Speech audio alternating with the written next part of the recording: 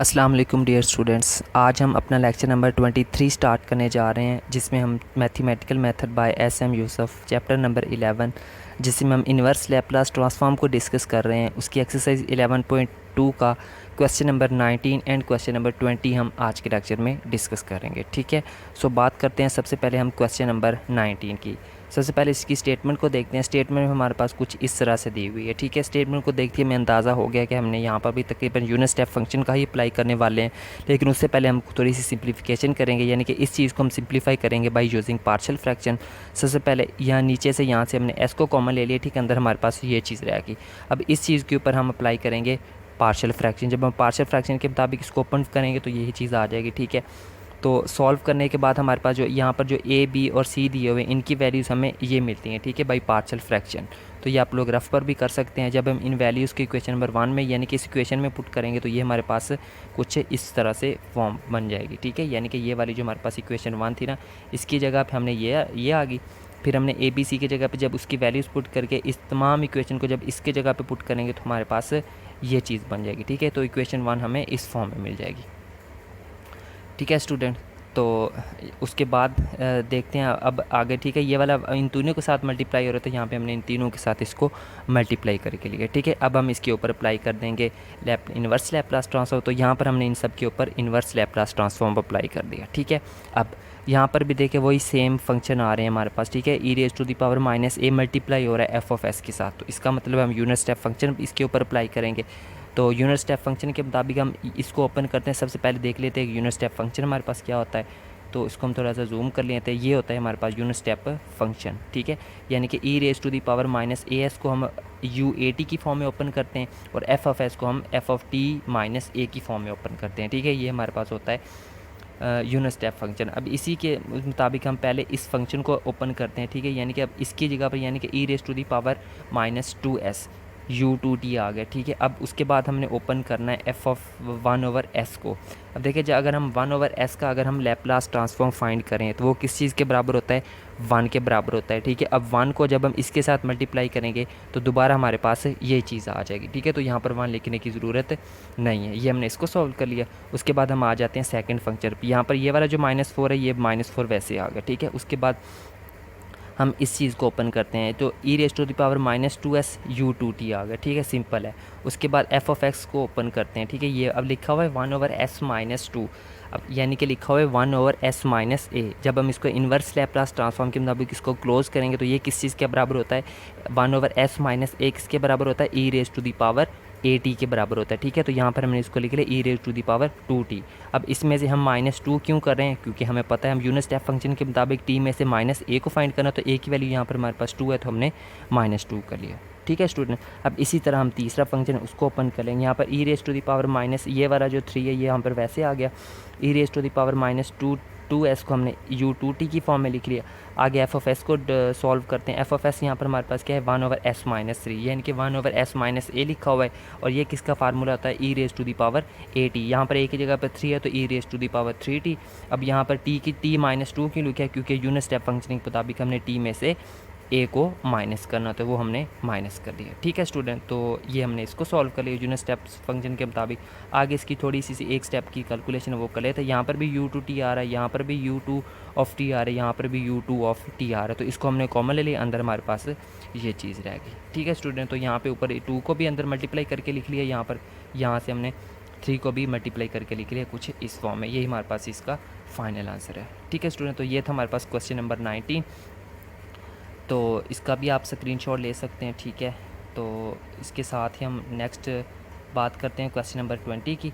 तो question number 20 में हमारे पास जो स्टेटमेंट है वो कुछ इस तरह से दी हुई है। ठीक है, ये चीज़ है। ठीक है, तो पहले डेफिनेटली इसको पहले हम थोड़ा सा सिंप्लीफाई करेंगे।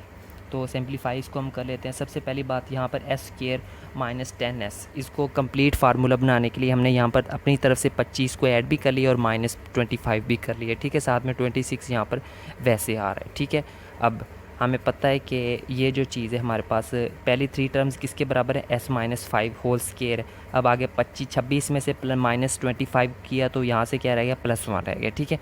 अब ऊपर भी हम स्टेप बढ़ाने के बजाय हम साथ साथ करते आते हैं, ठीक है। अब यहाँ पर देखिए हमारे पास s-5 चाहिए, तो ऊपर भी हमें s-5 चाहिए डेफिनेटली फार्मूला क्लोज करने के लिए, यानी कि शिफ्टिंग प्रॉपर्टी को क्लोज करने के लिए। तो हमने ऊपर क्या किया, इस s के साथ हमने यहाँ पर s-5 भी कर लिया और +5 भी कर लिया, ठीक है, यानी कि -5 +5 अपनी तरफ से ऐड कर लिया, ठीक है।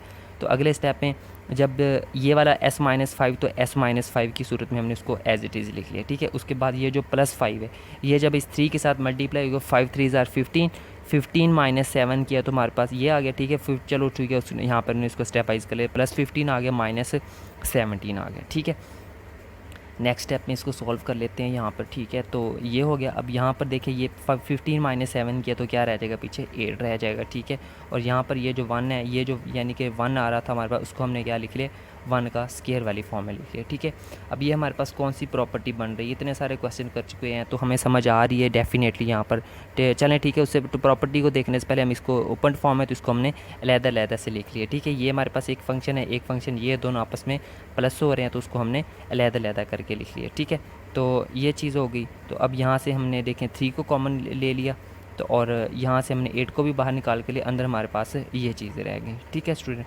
तो नेक्स्ट हमने इसको देख लेते हैं क्या करना है। नेक्स्ट हम इसके ऊपर अप्लाई कर देते हैं इन्वर्स लैप्लास ट्रांसफॉर्म। तो ये हमने इन्वर्स लैप्लास ट्रांसफॉर्म के फॉर्म में लिख लिया। अब इन तमाम फंक्शन के ऊपर हम इन 2 फंक्शन दिए हुए हैं, इन दोनों के फंक्शन हम यूनिट स्टेप फंक्शन के मुताबिक हम इसको ओपन करेंगे। तो सबसे पहले देख लेते हैं कि यूनिट स्टेप फंक्शन क्या होता है। हमारे पास ये चीज़ होती है, ठीक है, यूनिट स्टेप फंक्शन। अब e⁻⁻as u⁻t f(s) किसके बराबर हो, f(t-a) करना होता है according to unit step function, ठीक है। अब यही यूनिट स्टेप फंक्शन हम अप्लाई करेंगे इस चीज़ के ऊपर, ठीक है। यहाँ पर देखिए सबसे पहले e⁻³ तो ये आ गया u3t आ गया, ठीक है। उसके बाद f(s) को डिस्कस करते हैं। अब f(s) की जगह पर हमारे पास अब यहाँ पर कौन सी चीज़ मौजूद है, ये वाली चीज़ मौजूद है। अब इस पर थोड़ा सा गौर करें तो ये हमारे पास क्या है, s-5/s-5 होल स्क्वायर + 1 स्क्वायर। तो इसका मतलब है सबसे पहली बात तो ये हमारे पास जो शिफ्टिंग प्रॉपर्टी है ना वो ओपन फॉर्म में है, ठीक है। जब हम इसको क्लोज करेंगे तो फिलहाल यहाँ से इसको अगर इग्नोर कर दें और इसको अगर हम इग्नोर कर दें तो पीछे क्या रह जाएगा, e⁻⁵t cos t। तो जब इस फंक्शन को जब हम ओपन करेंगे, जब हम इस शिफ्टिंग प्रॉपर्टी के मुताबिक इसको ओपन करें तो हमारे पास यही फॉर्म बनती है, ठीक है। तो इसको अब ज़्यादा डिटेल में जाने की ज़रूरत नहीं है, आप लोग काफ़ी सारे क्वेश्चन कर चुके हैं। तो अब बात करते हैं कि यहाँ पर ये -3 कैसे आ रहा है, ठीक है। -3 हमें पता है यूनिट स्टेप फंक्शन के मुताबिक हमने इसको ओपन किया है, तो -a करना होता है तो यहाँ पर हमने इसको -3 कर लिया, ठीक है स्टूडेंट। ये हमने एक साइड को सॉल्व किया। अब बात करते हैं इस साइड की, ठीक है। तो ये आ गया, ठीक है। ये +8 को हमने यहाँ पर नीचे वैसे लिख लिया सेम एज इट इज़, और इसको हम ओपन करते हैं तो ये आ गया u3 आ गया, ठीक है। अब हमने इसको चेक करना है। अब ये क्या है, 1/s-5 और इसका क्या यानी कि लिखा हुआ वो जो प्रॉपर्टी है हमारे पास शिफ्टिंग प्रॉपर्टी ओपन फॉर्म में है with trigonometric function sin t के मुताबिक, ठीक है। यहाँ से अगर हम इस 3 को यहाँ से अगर हम ये -3 को और इस -3 को निगलेक्ट कर दें तो पीछे क्या रह जाता है, e⁻⁵t sin t। जब हम इन दोनों फंक्शंस को जब हम शिफ्टिंग प्रॉपर्टी के मुताबिक ओपन करें तो हमारे पास यही चीज़ बनती है, ठीक है।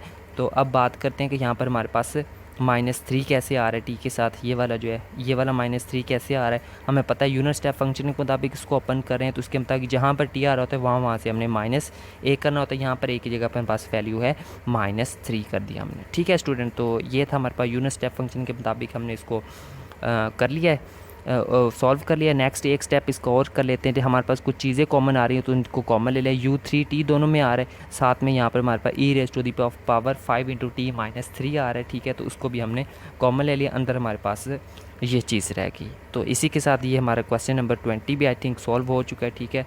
तो इसका भी आप लोग स्क्रीनशॉट ले सकते हैं। मैं इसको थोड़ा सा क्लोज़ कर देता हूँ, ये एक हो गया और सेकंड आप इसका भी ले सकते हैं, ठीक है। तो इसी के साथ हमारा आज का लेक्चर भी एंड हो चुका है, लेक्चर नंबर 23, जिसके अंदर हमने मज़ीद 2 क्वेश्चंस को डिस्कस कर लिया, question number 19 and question number 20। इसके बाद हमारे 5 क्वेश्चंस बाकी हैं, इंशाल्लाह नेक्स्ट 2 से 3 लेक्चर्स के अंदर हम उनको भी कवर कर लेंगे। सो मिलते हैं नेक्स्ट लेक्चर में, तब तक के लिए टेक केयर एंड अल्लाह हाफिज़।